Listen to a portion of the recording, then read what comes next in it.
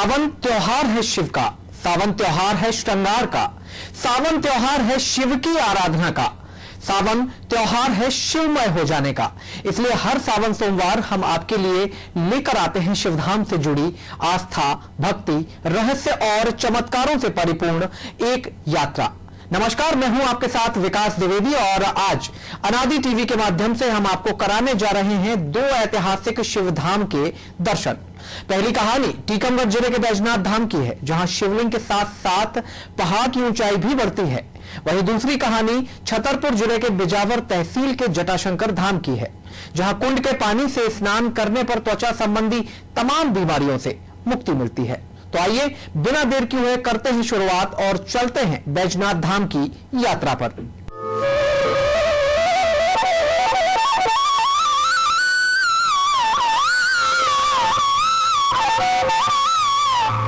बैजनाथ धाम टीकमगढ़ जिला मुख्यालय से 20 किलोमीटर की दूरी पर स्थित है। जैसे ही हमें इस मंदिर के रहस्यमयी और चमत्कारी होने की जानकारी मिली, हमारी टीम बढ़ चली मवई स्थित ऐतिहासिक बैजनाथ धाम की ओर।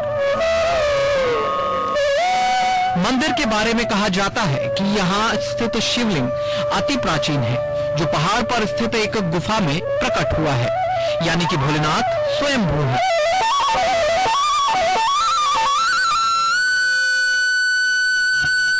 कहते हैं एक ग्रामीण को भगवान शिव ने स्वप्न देकर इस स्थान के बारे में बताया था, जिसके बाद यहाँ पूजा अर्चना शुरू की गई। स्थानीय दंत कथाओं के अनुसार शुरू में गुफा बहुत सक्रिय थी, इसलिए मंदिर में लोग बैठकर, झुककर या फिर लेटकर प्रवेश करते थे। लेकिन धीरे धीरे अपने आप गुफा का आकार बढ़ता गया और अब लोग इस गुफा में सीधे खड़े हो सकते हैं। इसी आधार पर दावा किया जाता है कि पहाड़ का आकार लगातार बढ़ रहा है। इसके साथ ही मंदिर को लेकर एक और रोचक जानकारी हमें प्राप्त हुई। कहा जाता है कि मंदिर में स्थानीय चतुर्वेदी परिवार लंबे समय से पुजारी के रूप में अपनी सेवाएं दे रहे हैं। पूजा करने वाले पुजारी की मृत्यु 72 वर्ष की आयु में मंदिर में सर्प के काटने से होती है। इस परिवार में ऐसा लगभग 3 पीढ़ियों से होता आ रहा है। इन सभी चमत्कारों की तस्दीक करने के लिए हमने मंदिर के पुजारी रामचरण चतुर्वेदी जी से बात की, ताकि हम जान सकें कि सुनी गई बातों में कितनी सच्चाई है। अब जैसे 26 साल के हमारे अनुभव के अनुसार हमारे देखने में ये लगा कि जैसे जो पहले जो पीछे लिंग के पीछे पत्थर है, उस पत्थर से और लिंग में जो है काफी अंतर था, गैप था। अब वो गैप जो है भर गया है और शिवलिंग जो है पत्थर से सटीक हो गया, जग गए हैं। तो इससे लगा कि विस्तार हो रही मूर्ति। मंदिर का ये विशेष है कि प्राचीन है, प्राकृतिकता है, और जो भी भक्त अपने जो है सिर्फ कोई मनोकामना लेके आता है वो उसकी सब पूरी होती है।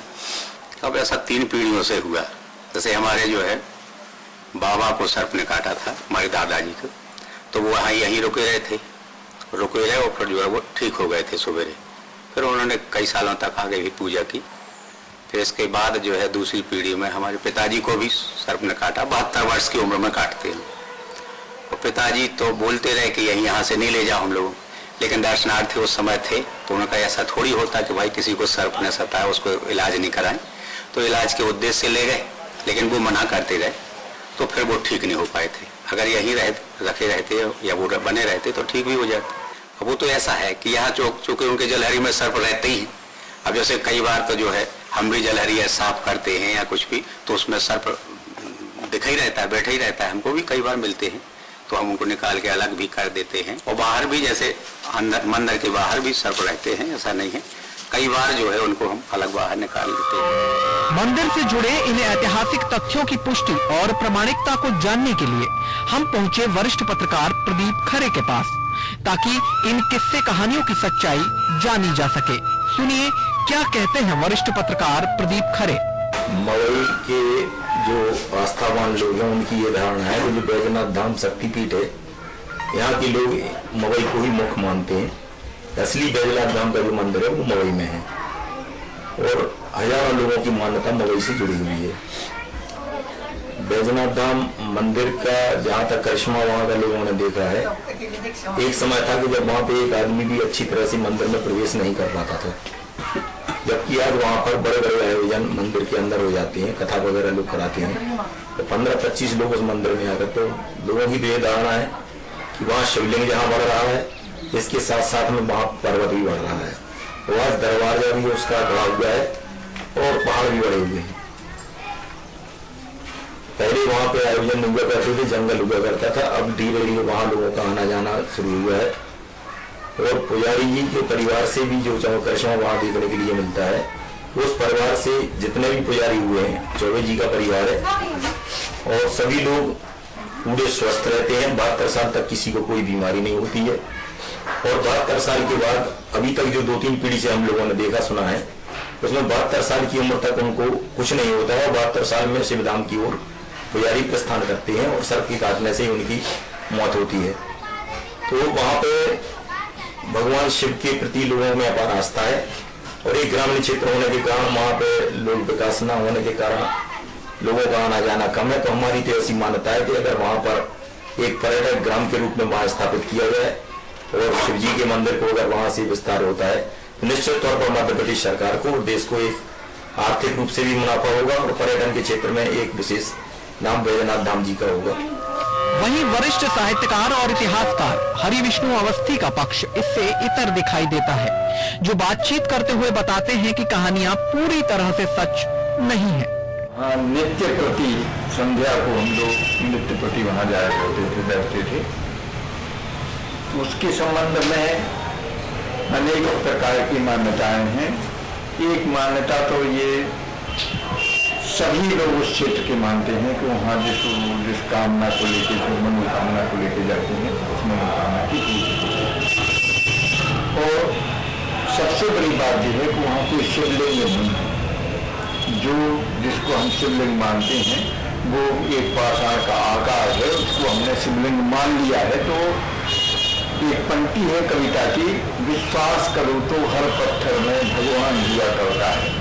तो वो विश्वास की बात है, और विश्वास इस सीमा तक है कि जहाँ तक मुझे जानकारी है कि राज्य परिवार में, यहाँ की जो नरेश थे, राज्य परिवार में जो शादियाँ होती थी, वो उनकी बहुएं भी वहाँ हाथी लगाने के लिए, उनके घर में एक परंपरा होती है, शादी के बाद में मंदिर के द्वार पर हाथी लगाए जाते हैं। तो राज्य की महिलाएं, महिषियाँ भी वहाँ हाथी लगाने के लिए जाती थी। तो मैंने ओरछा राज्य की ओर से भी उस स्थान को उतनी ही महत्ता प्रदान रही है जितनी की सामान्य वन को प्राप्त से बिल्कुल सहमत नहीं हूँ। मैंने आपको बताया कि मैं 20 वर्ष वहाँ निरंतर, एक साथ 20 साल वहाँ रहा हूँ, शिक्षक था वहाँ। तो इस तरह की कोई बात मैं स्वीकार नहीं करता है। भाषाओं में कोई परिवर्तन आया है ना। चतुर्वेदी थे और बनारस के पड़े हुए थे, और वो उनके भाई थे, अच्छा थे, जो वहाँ की पूजा करते थे। सभी माने पूजा करते थे। जब चतुर्वेदी को सांप ने काटा उस मंदिर में, उनके भाई वहाँ पूजा करते थे, ये यदा पहुँच जाते थे। तो ये कहा जाए कि सबके काटने से तो फिर भक्ति कहाँ रह जाए। अगर शिव की आराधना करने वाला आदमी शिव के वाहन द्वारा दसा जाए, शिव के गले के हार द्वारा दसा जाए, तो उस पर क्या भी फिर आदमी विश्वास करना छोड़ देगा। तो ये केवल किंवदंती है, बाइबिल की बात है। वो अकस्मात ये घटना घटी कि सर्प ने उन्हें काटा, और फिर तो उसमें ज़्यादा देर उन्होंने लगा दिए उसमें कि वो तो अपने आप शंकर जी के पास ठीक हो जाएगा। तो यहाँ हॉस्पिटल में आने तक उनकी काफ़ी टाइम उन्होंने लंबा समय लगा दिया। उस कारण से जहर का प्रभाव हो गया, मृत्यु बंधित हो गया।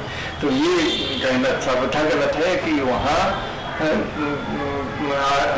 पंडित की मैंने पुजारी की मृत्यु सिर्फ काटने से होती है, ऐसा कुछ नहीं है। पुजारी की मृत्यु सामान्य मृत्यु हुई है। जो 72 पुजारी थे, ये पुजारी के भाई जिनकी मृत्यु में सरकार में इस तरह की कहानियाँ है। हमने इस तरह की बातें लोग करते आए हैं, तो हमने अपने पूर्वजों से सुना है। तो इसमें मान लेने में कोई किसी दिक्कत नहीं की बात तो निश्चित रूप से है कि वो प्राकृतिक स्थान आर्टिफिशियल, तो उसके बाद मंदिर का जो आकार दिया गया वो अलग है, लेकिन जो मंदिर वाला खास पोर्शन है वो तो टोटली प्राकृतिक है। पत्थर की चट्टानें लटकी हुई हैं, शंकर जी बैठे हैं, तो वो तो प्राकृतिक है।